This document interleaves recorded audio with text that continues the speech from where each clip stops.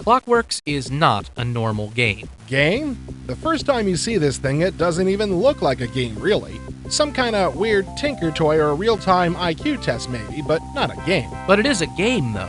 It's the next title in Spectrum Holobyte's puzzle game line, endorsed by Alexei Pajitnov. Well, I know it's a game now, because I've played it, and played it, and played it. You just don't stop. Alexei Pajitnov is the Russian mathematician who created Tetris a few years ago. Now he's endorsing a line of puzzle games that adhere to his design principles. The first of those games was Breakthrough. That was good, but this is better. ClockWerx doesn't play like any other game out there, but it does have a feel close to the Tetris line. You mean the addictive gameplay, the puzzles, the action? Yeah, that was pretty much the point I was trying to make. In ClockWerx, you are in control of a clock hand. Sounds like a perfectly normal game so far. Your objective is to move from dot to dot across the playing field to reach the goal dot. But just doing that isn't enough. To really get into the game, you should try to collect all the bonus dots. They give you points and they make you feel like a manly man. Like Irish Spring. If you don't collect all the bonus dots, you're just a feeble wimp. Bet you never thought a puzzle game could insult your manhood, huh? Your clock hand rotates around the dot it's on, like any good clock hand should. There are 3 ways to move from dot to dot. Well, 2 really, because one is really for not moving to the next dot. First off, you can swing from dot to dot.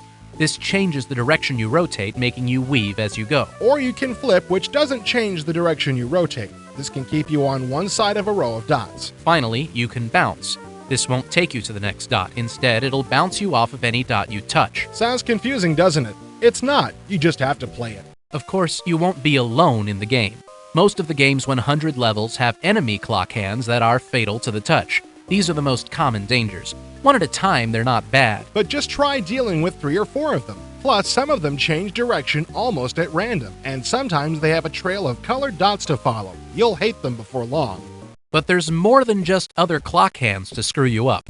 Spikes kill you too, and some of them move around in a pattern. And there are color-coded doors. These are opened and closed by touch plates, which are usually activated by enemy clock hands. Unpleasant. Timing is key in this game, and everything's happening in real time. You have to keep close tabs on everything that's going on, and sometimes that's an awful lot. Don't tell me you're wimping out. Hey, just let me know when you're ready to graduate from child mode. Sometimes you'll find walls in your way. If there are explosives around, you can blow them up. You don't get to blow stuff up much in puzzle games. I like it. Of course, if you touch the end of a fuse once it's lit, you're dead. Well, just don't do that, stupid. But usually the fuse snakes across the whole screen. Hey, don't blame me if you can't handle the puzzles. It's not my fault. Like the Tetris series, ClockWerx is alarmingly addictive fun. Nice pun. Thank you. The puzzles are good and challenging, and there's not just one way to solve them. This is some of the most fun you'll ever have in Windows. ClockWerx is one of the best puzzle games I've ever played. It takes a little getting used to. But once you get the hang of it, you'll never stop playing. Let's give it a big hand. Sorry, pun boy, you're out of time.